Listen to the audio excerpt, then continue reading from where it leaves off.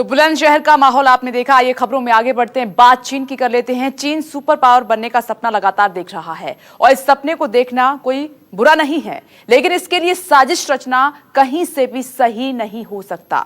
अपने मंसूबों को पूरा करने के लिए चीन जहां तक एक तरफ भारत के खिलाफ एलएसी पर षड्यंत्र रचता है, वहीं दूसरी तरफ साइबर साजिश भी लगातार रच रहा है। पिछले कुछ दिनों में अगर बात करें तो चीन 40,000 बार हैकिंग की कोशिश कर चुका है, लेकिन अपने मंसूबों में वो कामयाब नहीं हुआ।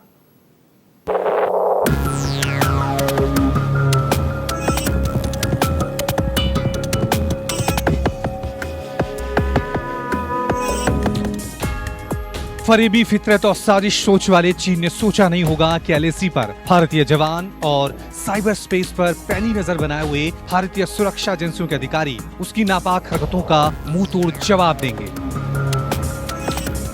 एलएसी पर मुंह की खाने के बाद चीन हिंदुस्तान को साइबर साजिश के जरिए नुकसान पहुंचाने के फिराक में है और नए तरीके से वॉर की कोशिश में है।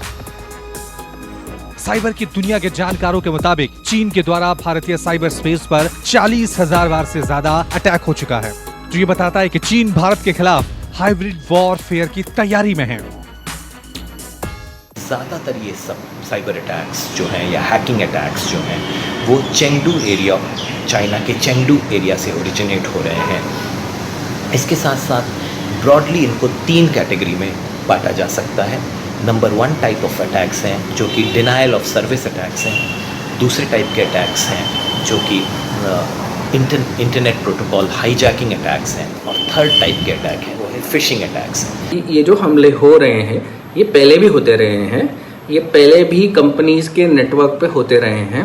पहले भी जो ये नॉन स्टेट एक्टर्स होते हैं, ये गैंग मेंबर्स होते हैं, इनको आप खरीद के ऐसे अटैक करवा सकते हैं। भारतवर्ष में आपका कॉम्पिटिटर भी कई बार आपके सर्वर पे ही ऐसे अटैक करवा सकता है, करवाता भी रहा है। मेरे कई सारे ऐसे केसेस में मैंने देखा है। तो भारतवर्ष में जितनी भी कंपनियां हैं उनको इनसे डरने की ज़रूरत नहीं है, क्योंकि जैसे ये अटैक हो जाता है तो ऐसी टेक्नोलॉजी हमारे पास मौजूद है कि हम उसे नलीफाई कर देते हैं। पिछले कुछ दिनों में देश में बैंकिंग सेक्टर और सरकारी वेबसाइट पर चीन 40,000 से ज्यादा बार साइबर अटैक कर चुका है।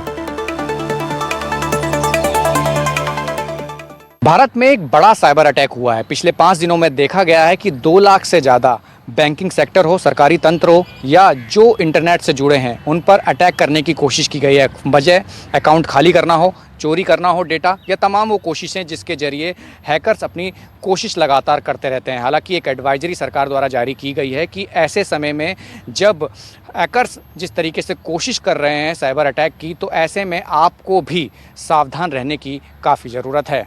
चीन के टारगेट पर खास तौर से आर्मी और डिफेंस है। इसका खुलासा मुंबई क्राइम ब्रांच ने किया है। इस मामले में एक आरोपी की मुंबई से गिरफ्तारी भी हुई है। महाराष्ट्र साइबर डिपार्टमेंट ने ऐसी इंफॉर्मेशन कोलेट की है जिससे ये पता चलता है कि पिछले 4-5 दिनों में एकदम से इंडिया के साइबर स्पेस पे जो रिसोर्सेज हैं, स्पेशली जो कि इंफ्रास्ट्रक्चर सेक्टर में है, जो इंफॉर्मेशन सेक्टर में है और बैंकिंग सेक्टर में है, उसमें एकदम से चाइना के द्वारा साइबर अटैक्स की संख्या में बहुत ज़्यादा तेज़ी आई है। पिछले 4-5 दिनों में मिनिमम 40,300 सच प्रोब्स या साइबर अटैक्स किए गए हैं, जिसके बारे में हमने इंफॉर्मेशन गैदर की है।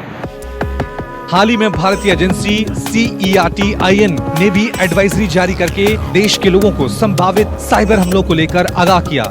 इस एडवाइजरी में कहा गया कि फिशिंग मेल और डिनायल ऑफ सर्विस अटैक्स के जरिए भारतीय साइबर स्पेस पर ये हमले हो सकते हैं। इसलिए कहा जा रहा है कि सभी को सावधानी बरतने की जरूरत है। खासकर किसी के पास अगर कोई लिंक आता है और मैसेज के जरिए या मेल के जरिए, तो उसे बिना सोचे क्लिक ना करें। और ये पहली बार नहीं हुआ है, ऐसा कई बार हुआ है। चीन के हैकर ने 2 ग्रुप, खास तौर पर गॉथिक पांडा और स्टोन पांडा, ये चीन की सरकार के करीबी माने जाते हैं, जो भारत पर साइबर अटैक को अंजाम देते हैं। ये तमाम सारे स्टेक होल्डर्स को इम्पैक्ट करेगा, न केवल सरकारी नेटवर्क्स को, क्रिटिकल इंफॉर्मेशन इंफ्रास्ट्रक्चर को, बल्कि यहाँ तक कि कंपनियों को भी और आम उपभोक्ताओं को, क्योंकि हमारा डेटा कहीं ना कहीं चुराने की कोशिश की जाएगी और हमें नुकसान पहुँचाने की कोशिश की जाएगी। और अगर आप महाराष्ट्र की साइबर एजेंसी के आंकड़े देखें तो वो भी बताते हैं कि कई हजार आक्रमण इस तरह के पिछले कुछ दिनों में वो लगातार देख रहे हैं। ये आक्रमण खासतौर पर फाइनेंशियल सेक्टर पर ज़्यादा नजर आएंगे, क्रिटिकल इंफॉर्मेशन इंफ्रास्ट्रक्चर पर ज़्यादा नजर आने की इनकी उम्मीद है। भारत चीन के खिलाफ हर तरकीब अपना रहा है, चाहे गलवान घाटी में अपने युद्धक सामान को भेजना हो या हिंसक झड़प के लिए तैयार रहना। साथ ही साइबर स्पेस में अटैक कर भारत को बदनाम करने से लेकर झूठी खबरें फैलाना और अपने एजेंडे को आगे बढ़ाना। लेकिन भारत की मुस्तैदी के चलते चीन अपने किसी भी साजिश में कामयाब नहीं होगा।